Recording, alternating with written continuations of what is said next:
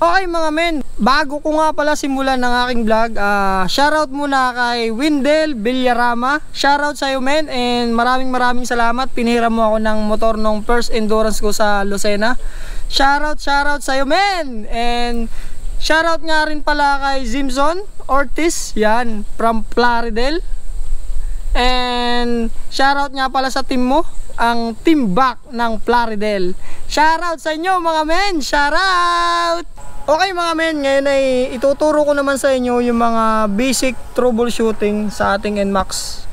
Shoutout nga pala sa mga naka-NMAX dyan, version 1 yon. So meron ako na-encounter na nangyari sa motor ko sa NMAX, yung ayaw mabuhay mga men. So ngayon i-share ko naman sa inyo yung tungkol sa mga fuse, kung para saan yung mga fuse na nakalagay dito. So patalastas muna tayo mga men. Ching!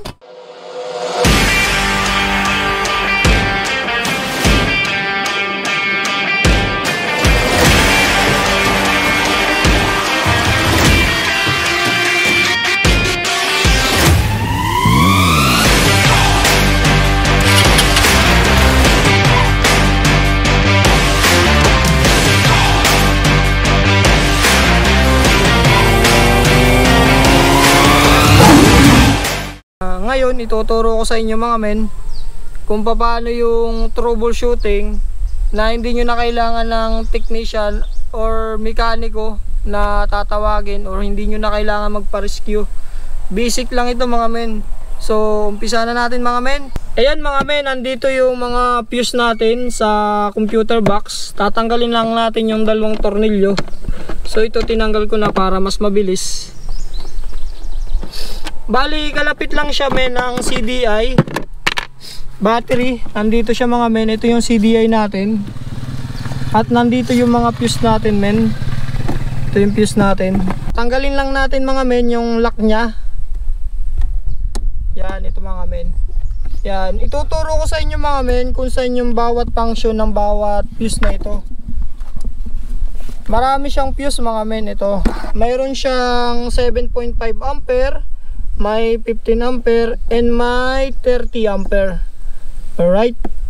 So itong function nitong nasa nakikita nyo, ito ay sa ABS 7.5 ampere, sa signal and tail light, sa tail light, at saka sa main ABS uli, at saka sa main. Yon. So bali itong tatlong nakalagay dito, bali reserva lang siya. Yun yung nangyari sa akin, nasiraan ako. Bali kumuha lang ako dito ng isang fuse. Bali yung isang fuse dito sira na, yung reserva ko. So ipapakita ko sa inyo yung kung para saan yung mga bawat function ng fuse na ito. Ngayon ay tatanggalin natin itong fuse na ito, itong 7.5 ampere. Yan, para makita nyo kung para saan siya.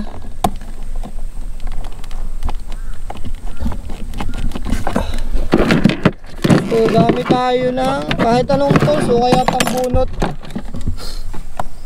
Yan.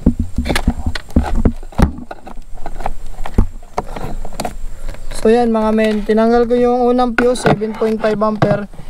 Check natin kung para saan siya. Okay, buhayin natin yung makina. So yung unang fuse na tinanggal ko nga pala mga men, ito ay para sa ABS.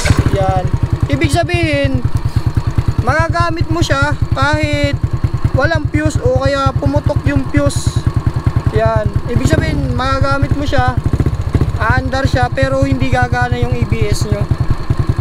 So matotal, pag kayo ay nagmumotor, pag kayo nabiglang na preno, hindi gagana. Diba pag may ABS, kumakagat yung parang nakarak-karak.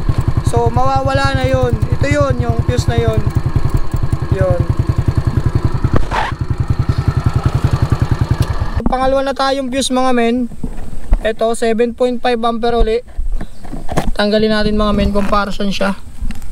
Ito ay para sa signal mga men. So try nating buhayin. Yon, bali meron siyang voltmeter, kaya matitrace natin kung may pumapasok bang o gumagana ba yung ating battery.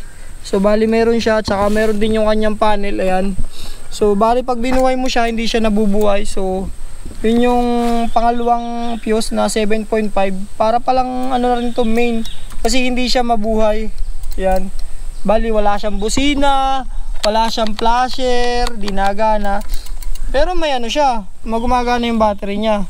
So yun mga men, ito yun sa Signal. Alright. Ang nga pala mga men, ito nga pala yung pumutok sa akin, yung sa Signal. Bali may gumagana yung battery ko, gumagana yung ilaw ko kasi naka battery operated naman. Gumagana yung panel ko doon. So yun lang pala yung pumutok sa akin. So nagkaroon ako ng idea, kaya naman sinishare ko sa inyo yung mga na-encounter ko sa motor na ito. Alright. So sunod natin yung 7.5 ampere ulit.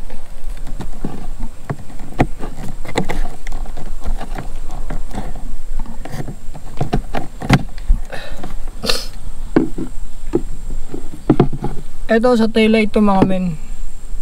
So hindi ko na kayo papahirapan, ituturo ko na agad sa inyo kung para saan yung bawat fuse. Alright.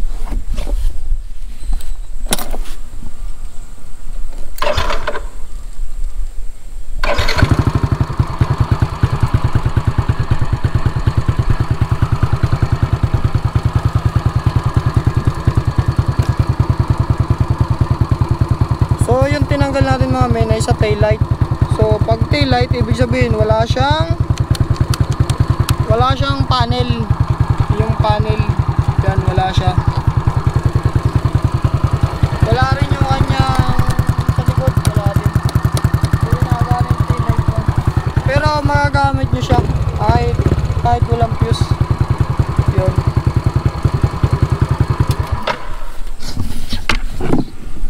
Balik natin mga men, sunod natin ay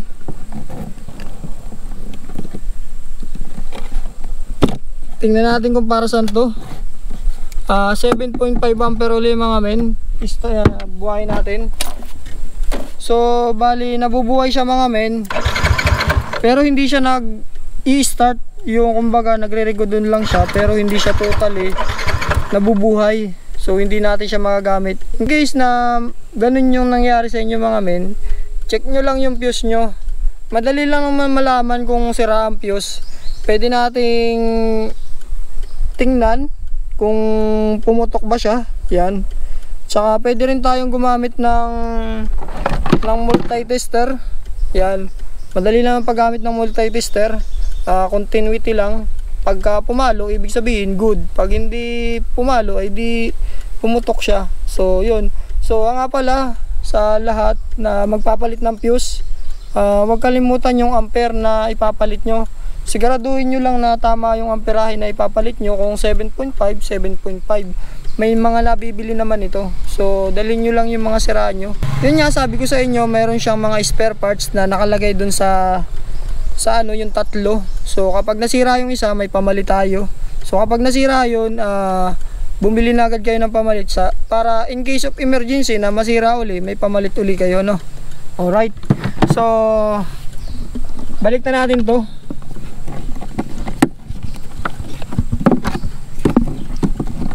Patay natin. Siguraduhin nyo lang na pag magpapalit kayo ng fuse ay patay yung inyong engine, no? So ito ang papalitan natin ay 15 ampere. Yan, pang ilan ba siya? 1, 2, 3, 4, 5, pang 5. So tingnan natin kung ano yung magiging tingnan natin kung ano yung mangyayari sa kanya kapag wala yung 15 ampere na pang 5. So buhay natin mga men. So yun, nabuhay uli siya mga men. Pero ito, alam ko na ito kung para saan to, sa ABS to mga men. So ibig sabihin pag walang ABS, tulad na sinabi ko kanina, pwede tayong hindi gagana yung ABS natin. Yun yung nagko-control sa ating gulong. Alam naman natin kung ano yung ABS, no? So yung tinatawag na ABS. So kapag walang ABS, yung motor natin pwede nating i-drifting. Yun, di ba dun sa mga iba walang ABS, nakapag-drift sila. Sa NMAX kasi pag nagana ABS, hindi natin kayang i-drift kasi nag-automatic ABS na siya pagka nagdi-drift siya.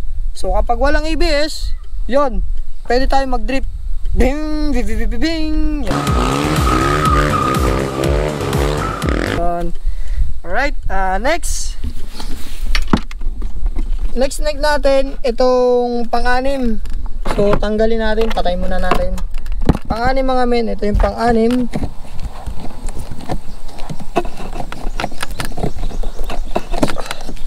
Ito nga pala mga men, ito yung pang-anim, ito yung pinaka-main niya. So pag binuhay natin siya, totally shut down lahat. Ibig sabihin walang panel, walang kuryente, hindi talaga siya mabubuhay mga men. Ito yung pinaka-main niya. So kapag ito yung nasira, ay di alam nyo na, check nyo lang yung fuse, yun. So yung pang ano, balik uli natin. So may isa pa dito, yung 30 ampere naman mga men. Ito yung 30 ampere, yan. Ito ay sa ABS din to mga men. Pag wala nito, hindi rin gagana yung ABS. So siya ay mabubuhay na pwede nyo rin siyang magamit, kaso wala siyang ABS. So bali dun sa ano, yung ABS niya dun sa fuse, bali tatlo pala yung nasasakupan niya mga men. Yun ibalik ko lang na yung tatlo ay sa ABS, dalawa sa main, tsaka tail light. Yun lang yung mga nasasakupan ng mga fuse, no? So basta titingnan nyo lang siya kapag may problema siya. Madali naman makita kung may sira yung fuse natin. Kung hindi kayo sigurado, gamit kayo ng multi-tester mga men. Alright.